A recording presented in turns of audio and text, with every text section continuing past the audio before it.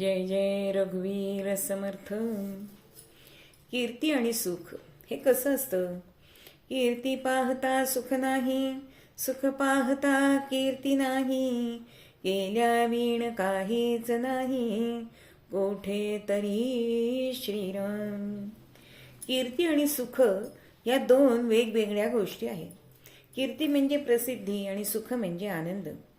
एकाच वेळी दोन्ही मिळवणं हे कठीण असतं. प्रसिद्धीच्या मागे लागल्यास सुख मिळत नाही आणि सुखात रमल्यास कीर्ती मिळत नाही. सुख किंवा आनंद हा परिस्थितीवर अवलंबून नसून मनस्थितीवर अवलंबून असतो आणि त्यामुळे मन शांत ठेवणं हे महत्त्वाचं. लोक प्रसिद्धी मिळवण्यासाठी धडपड करीत असतात, पण त्यात खरा आनंद असतो का हो? नक्कीच नाही. त्याचप्रमाणे आनंदी राहण्याचा प्रयत्न करताना अनेकदा प्रसिद्धी मागे पडते.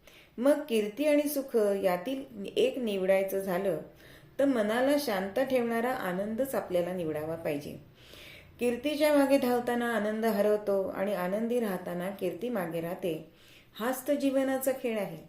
थोडक्यात मनासारखे सुखी राहा, बाकी जगाची पर्वा करू नका.